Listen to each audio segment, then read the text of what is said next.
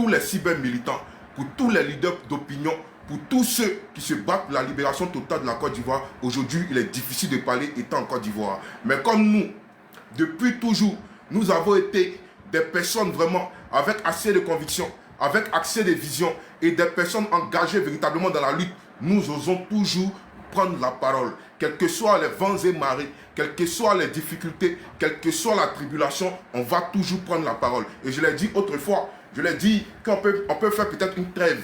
Peut-être à un moment donné, on voit que l'atmosphère n'est pas propice pour pouvoir s'exprimer. Donc on peut reculer un peu, ne serait-ce que quelques temps, peut-être une semaine, voire 2 semaines. Mais ce n'est pas pour autant que nous, on va se taire.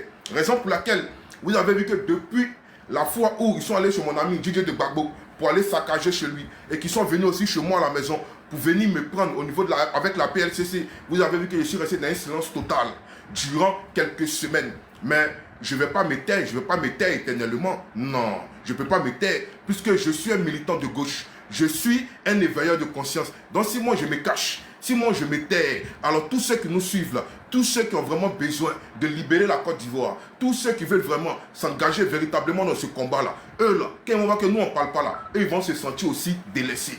Ils vont se sentir aussi dans la peur. Donc c'est nous là, on doit venir assurer la population. C'est nous là, on doit galvaniser les troupes. C'est nous là, on doit faire monter le mercure pour attiser toute cette flamme là de la résistance qu'il y a dans le cœur des Ivoiriens. Parce que les Ivoiriens ont besoin de changement. Et les Ivoiriens veulent le changement. Donc chers camarades, c'est pour vous dire que nous sommes là.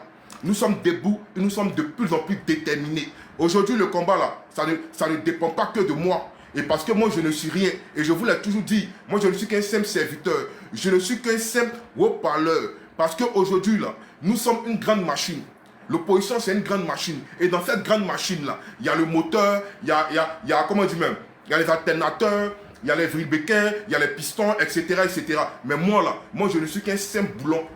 Je ne suis qu'un simple boulon dans une grosse machine. Donc mon seul ma voix là, elle peut porter, mais mon seul ma voix, elle ne peut pas aller pour, comment dire, mais au-delà de ce à quoi on s'attend. Mais aujourd'hui là, on ose quand même prendre la parole. Parce que pour sortir dans les rues, je prends un exemple. Si demain on veut mener un combat pour la souveraineté totale et que le peuple de Côte d'Ivoire, on doit les galvaniser pour sortir dans les rues. Parce que bientôt, et je dis bien bientôt, on va descendre dans les rues. Parce que le président Laurent Gbagbo l'a dit, les gens pensent que c'est fini. Il a dit, on prendra les rues, mais pas quand tes adversaires t'attendent dans la rue. Parce que cette rue-là, effectivement, on va la prendre. Vous savez, dire aujourd'hui qu'on va prendre les rues en Côte d'Ivoire, ils appellent ça atteinte à la sûreté de l'État. Ils appellent ça une tentative d'insurrection. Ils appellent ça un trouble à l'ordre public. Mais au fait, vous savez pourquoi ils le disent? C'est parce que eux là, ils ne sont pas habitués à la politique conventionnelle. Eux là, ils ne sont pas habitués à ce genre de politique-là. Parce que eux, ils ont été habitués uniquement qu'à prendre les armes pour venir déstabiliser un pays. Ils sont habitués uniquement qu'à aller dans les villages pour créer des chaniers. Aller dans les villages pour brûler les villages, pour brûler les populations. Eux, ils sont habitués à ça. Ils sont habitués à leur manière de faire de dozo, leur manière d'assassin, leur manière de génocidaire. C'est à ça qu'eux sont habitués. Mais la véritable politique conventionnelle, là, où on dit que selon l'article 20 de la Constitution, le droit de manifester de façon pacifique là, est garanti par notre Constitution. Là. Aujourd'hui, là, eux veulent tordre le cou à cette partie des Écritures, à cette partie de notre Constitution. Et quand on dit aux gens, on va descendre dans les rues, pour eux, on est en train d'appeler à l'insurrection. Mais vous pouvez appeler ça comme vous voulez. Vous êtes libre d'appeler cela comme vous voulez. Si vous voulez appeler ça atteinte à la sûreté de l'État, ça ne dépend que de vous. Si vous voulez appeler ça une tentative de déstabilisation, ça ne dépend que de vous. Nous, on fait la politique conventionnelle. En France, là-bas, M. Jean-Louis Mélenchon, député français, il a dit, il dit bloquons tout. C'est ce que lui a dit, il dit bloquons tout jusqu'à ce que Emmanuel Macron s'en aille. Lui, c'est un politicien. Lui connaît les lois de son pays. Donc, il dit bloquons tout là. Macron ne l'a pas pris pour le jeter en prison. Qu'elle a dit bloquons tout là. Macron n'a pas dit qu'il est en train d'appeler à l'insurrection. Macron n'a pas dit que lui là, il est en train de faire une tentative de déstabilisation de son pouvoir. Mais ici, puis chérie Edith Balé dit bloquons tout. Et on dit qu'elle est en train d'appeler à l'insurrection. Qu'ils vont mettre la main sur elle, ils vont la torturer, ils vont faire ceci, ils vont faire cela. Tous les RDS sont des illettrés politiquement. C'est moi qui le dis.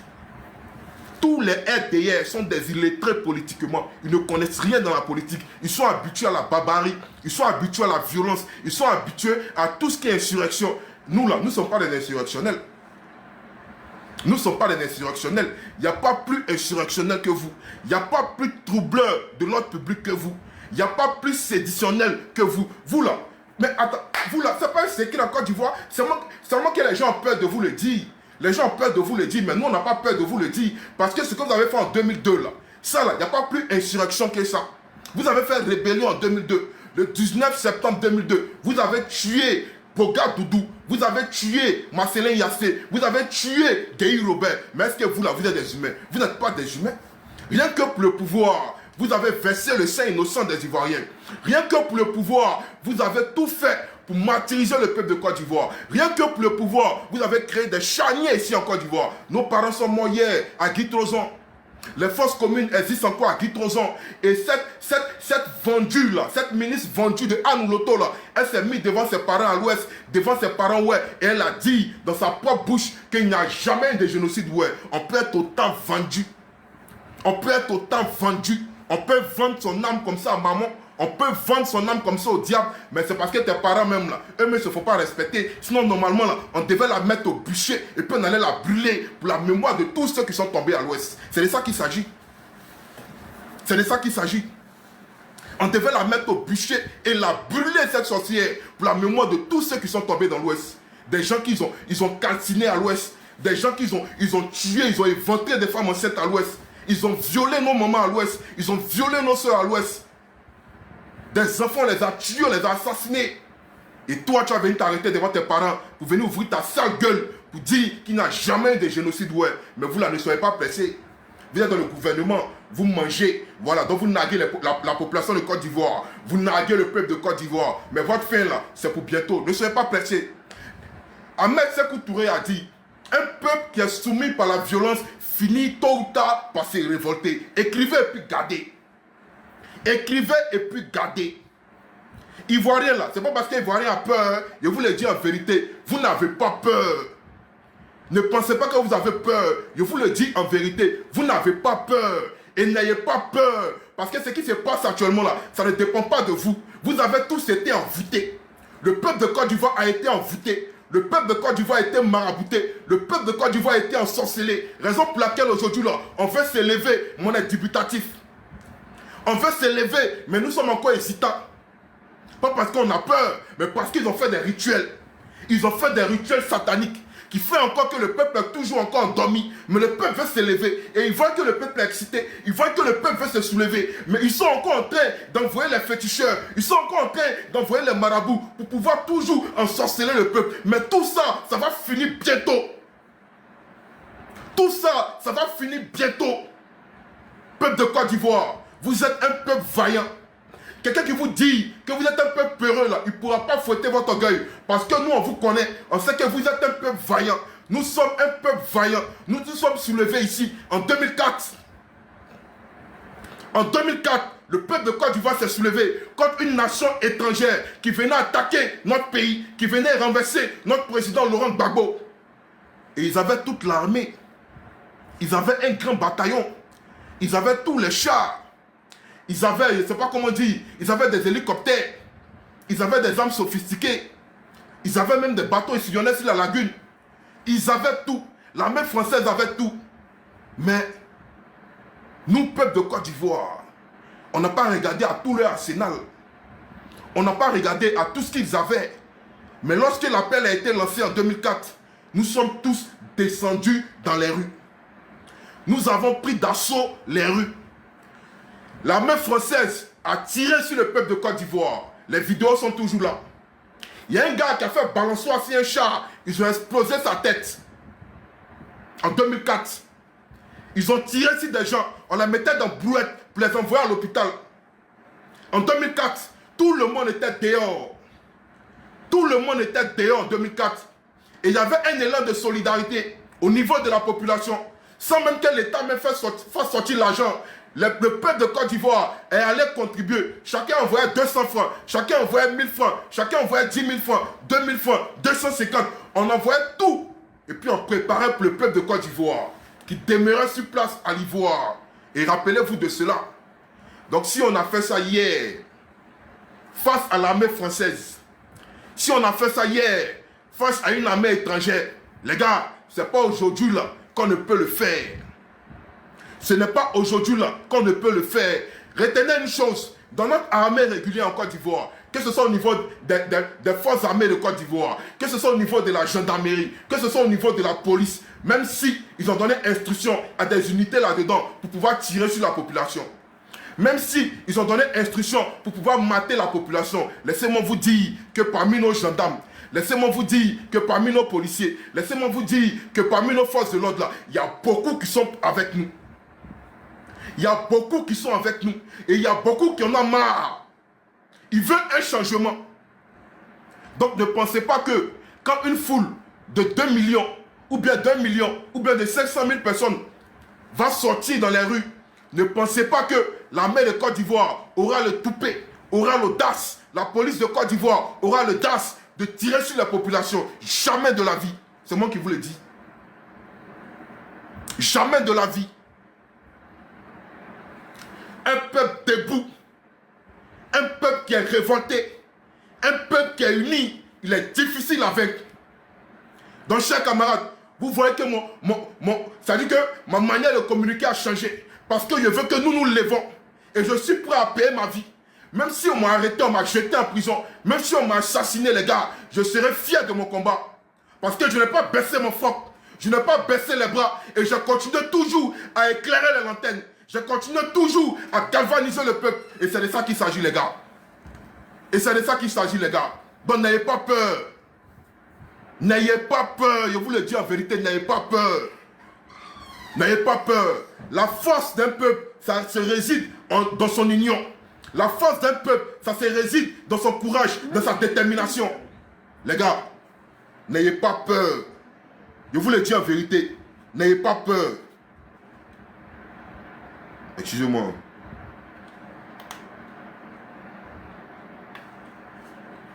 Et ils vont nous dire quoi? Eux là, ils vont nous dire quoi? Les gars, 1 minute s'il vous plaît. Je vais prendre une bouteille d'eau rapidement. 1 minute.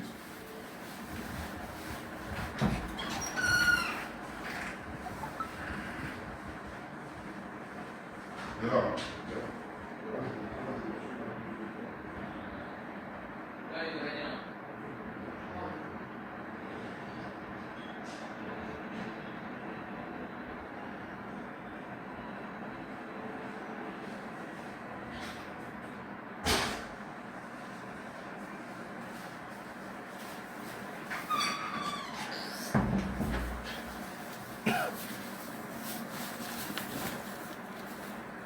Quand on parle un peu, ils viennent dans les commentaires. Dagbassi, Dagbassi, Dagbassi Dro, tu es où, tu es où, tu es où? Votre président là.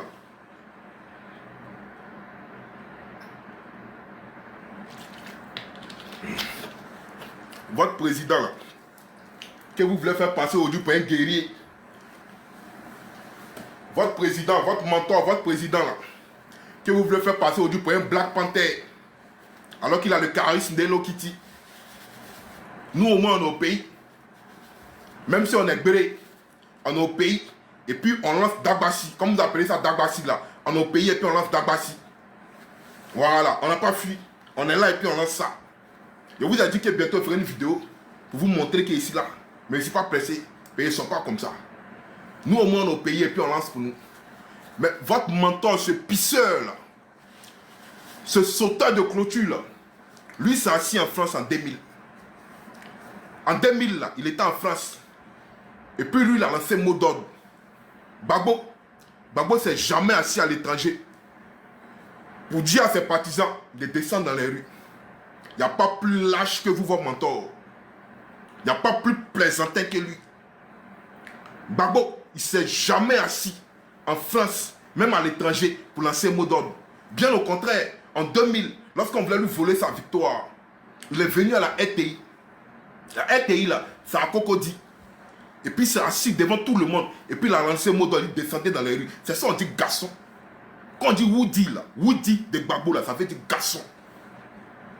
En 2002, lorsqu'il est venu attaquer son pouvoir là, comme des lâches que vous êtes là, vous avez attendu d'abord qu'il soit hors du pays en Italie.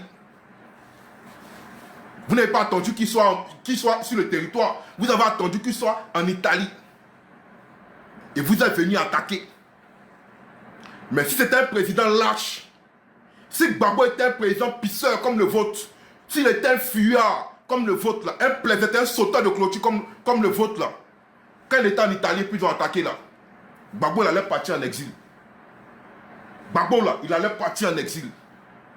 Il n'allait pas rester sur le sol, il n'allait pas venir sur le sol ivoirien. Mais il a appelé. Il dit je viens. Et il est venu.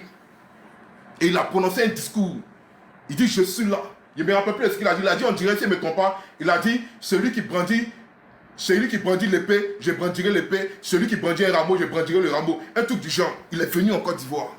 Donc Gbagbo, ce n'est pas un plaisantin. Quand on dit Woody, ça veut dire garçon. Votre président, votre mentor, il peut taper au moins 4 jours à Abidjan. Il fait 7 jours en France. Il fait 2 jours à Abidjan. Il fait 2 mois en France. Un plaisantin, quoi. C'est vous allez venir causer à nous. Si ce n'est pas la France, en 2002, qui a soutenu votre rébellion de merde là. Si ce n'est pas la France qui vous a soutenu, qui vous a armé, qui vous a donné des armes.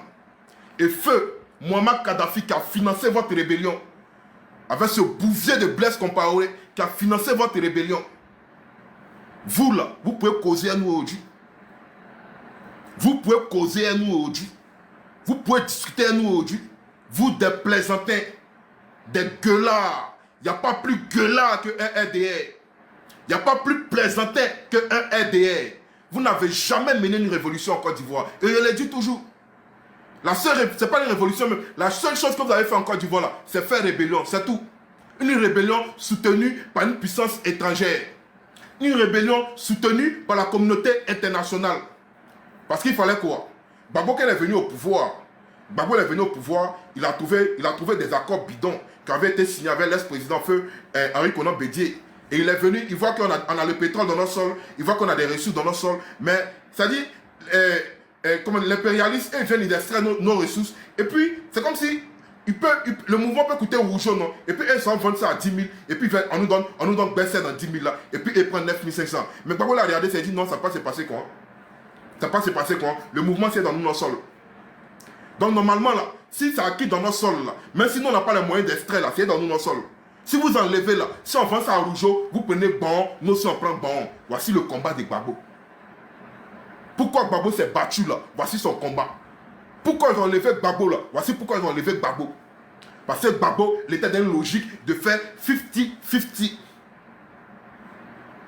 Il était dans une logique de faire des partenariats gagnant-gagnant.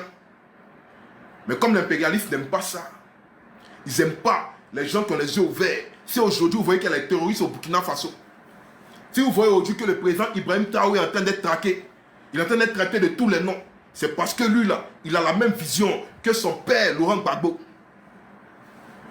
Il a la même vision que ses ancêtres Kwame Nkrumah. Il a la même vision que ses ancêtres Ahmed Sékou Touré, Patrice Lumumba. Il a la même vision qu'eux. Donc l'impérialiste n'aime pas ça. Et il veut toujours piller nos ressources. Il veut toujours prendre tout. Mais si en 2011, lors des élections, Gbagbo a gagné les élections, chose que nous tous on sait, parce que Gbagbo a gagné les élections effectivement. Parce qu'en 2011, là, il y a eu une mascarade électorale où ils ont vu que Gbagbo a gagné. Et ils ont voulu faire une magouille. Comment on peut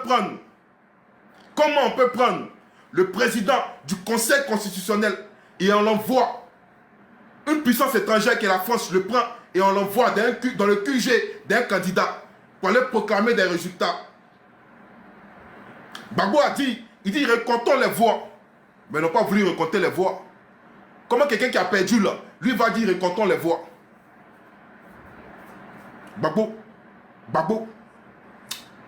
vous avez la chance.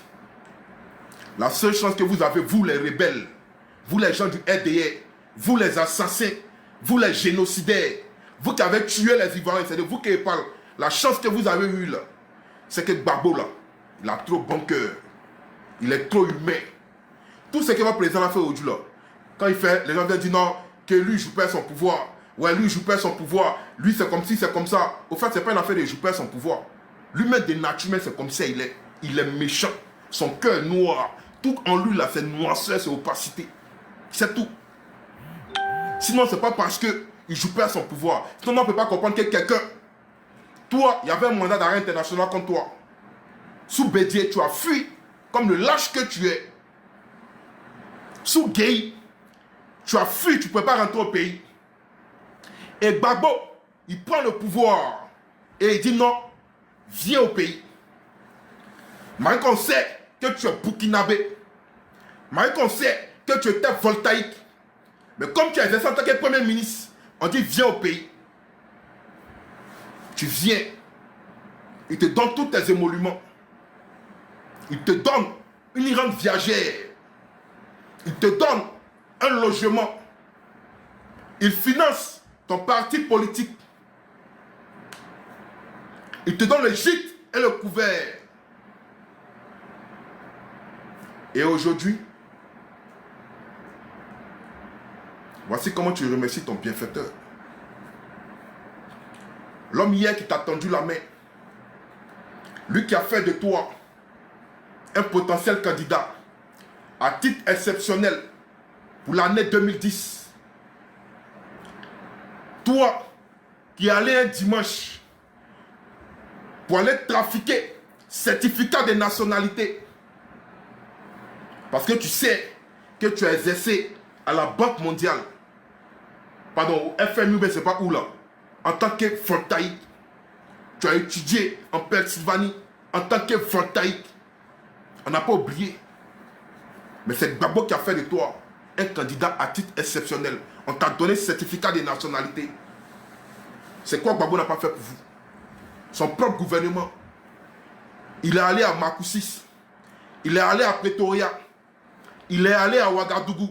Il est allé à Lomé. Il est allé à Accra. Il est allé partout parce qu'il voulait la paix. Pas parce qu'il était limité.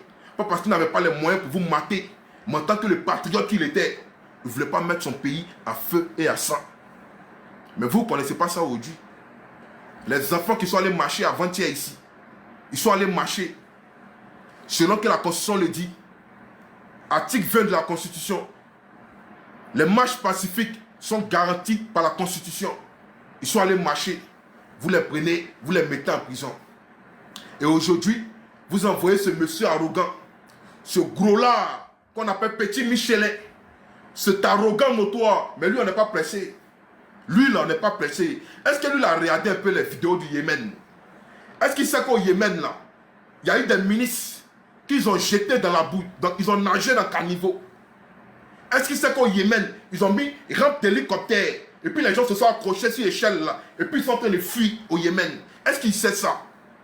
Il ne sait pas. Son arrogance qu'il a là, bientôt ça le laisser. Son arrogance dans laquelle il est là, bientôt là, allez lui dire que ça va le laisser. Ne soyez pas pressés les gars. Moi tout ce que je peux vous dire là, depuis 2011, ils ont attrapé notre président. Quand ils disent qu'ils ont attrapé notre président, vous savez de qui ils parlent? Ils veulent parler de la France. Voilà, parce qu'en réalité, c'est la France qui a fait tout le boulot. Tout le monde sait ça. Ça, c'est pas un secret en Côte d'Ivoire. Depuis la France a pris, ils l'ont mis dans l'avion, ils l'ont envoyé à la Cour pénale internationale, pensant que là où il partait là, on partait le tuer définitivement.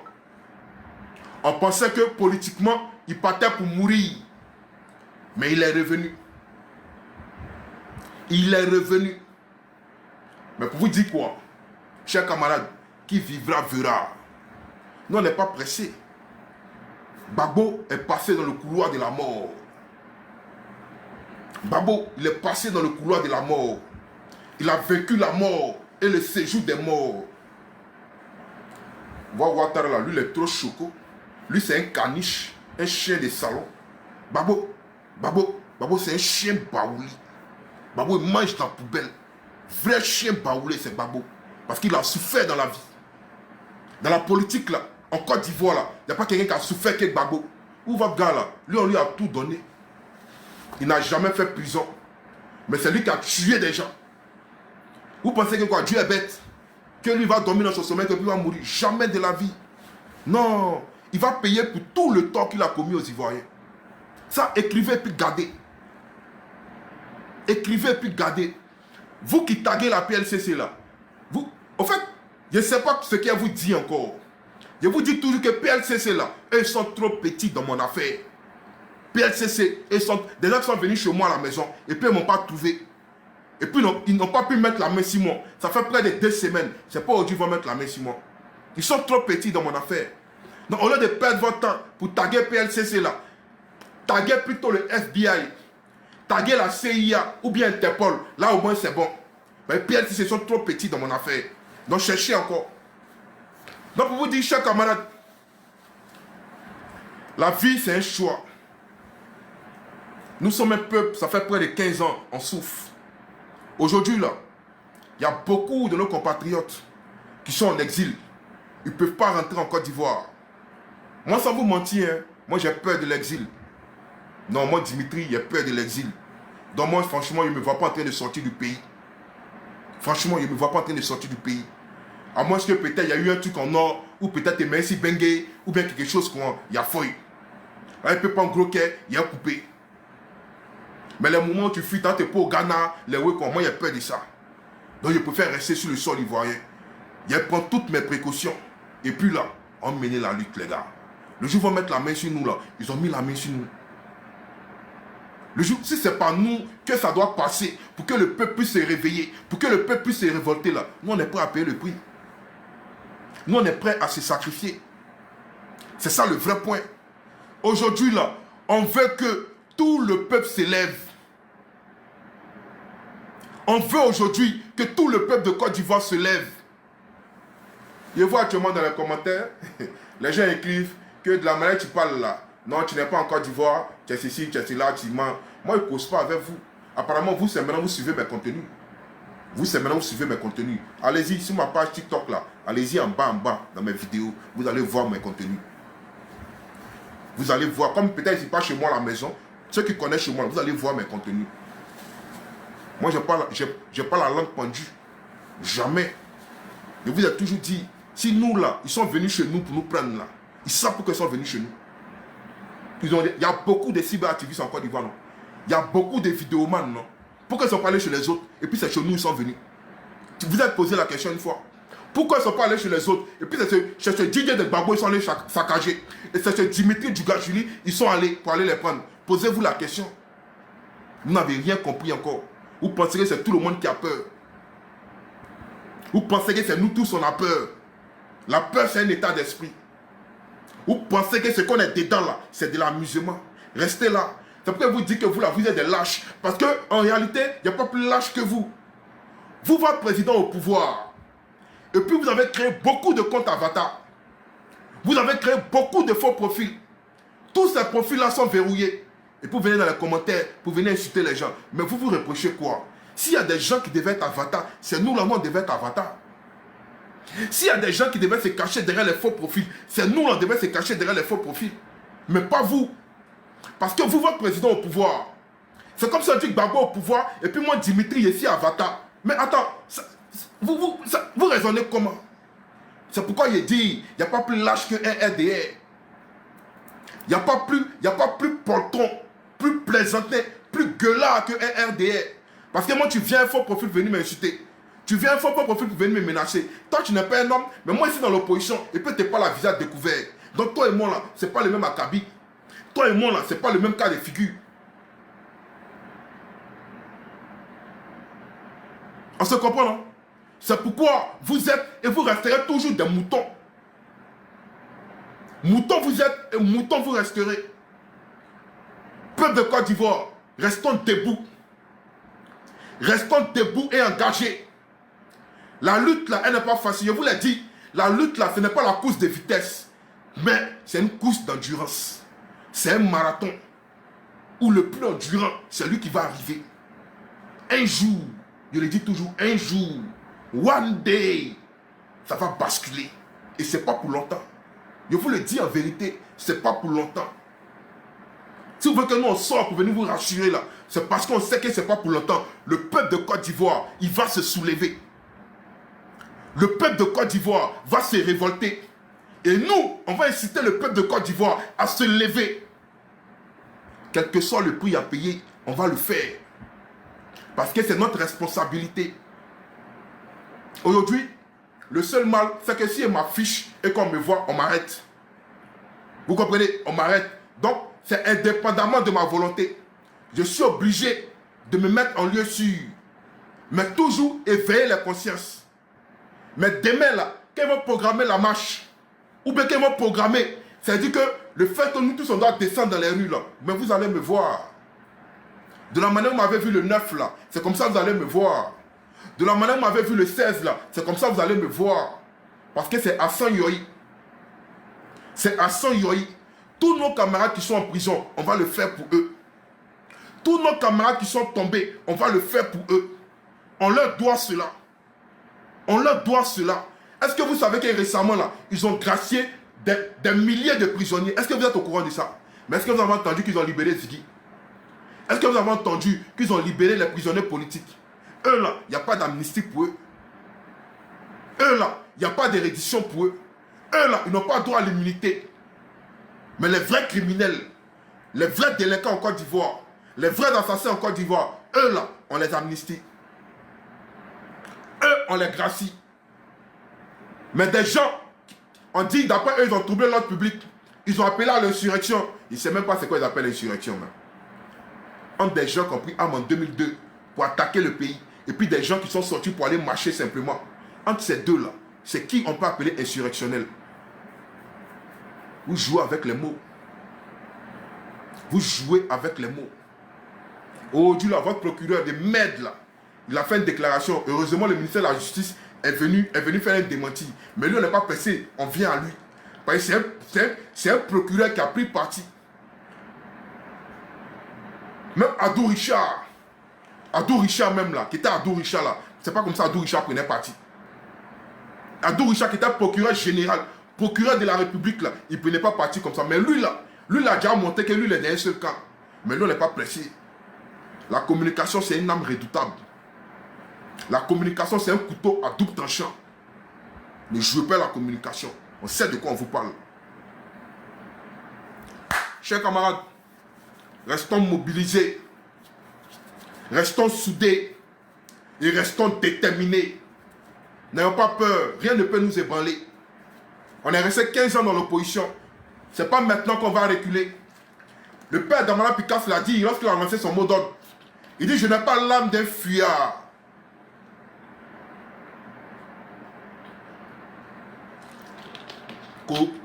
Il n'est pas en Côte d'Ivoire. L'eau, ça l'envoie ça où? Cristalline, on va ça où? On va ça au Ghana. On va ça au Burkina. Ou bien on va ça au Mali. Causer toujours. Parler seulement.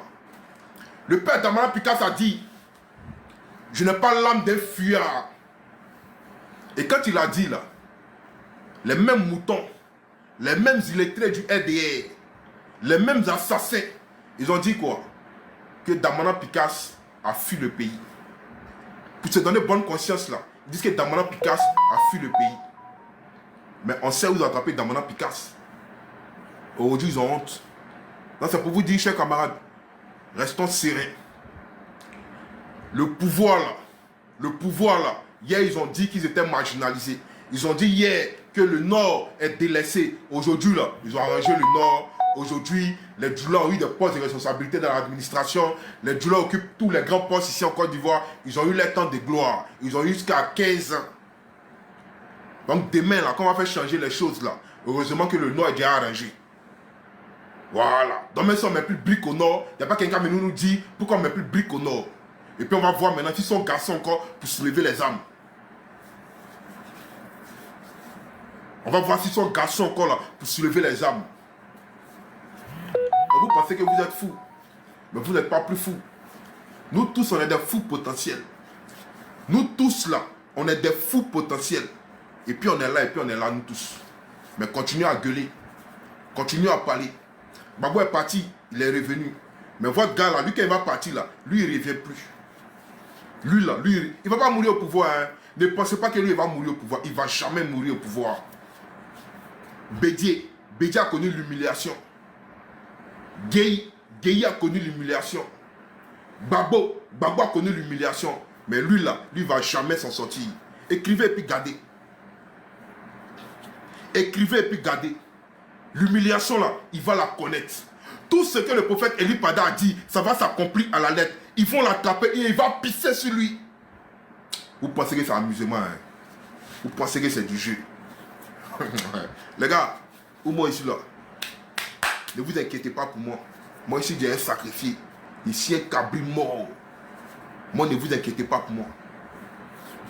En ensemble les gars, la lutte continue. Restons mobilisés.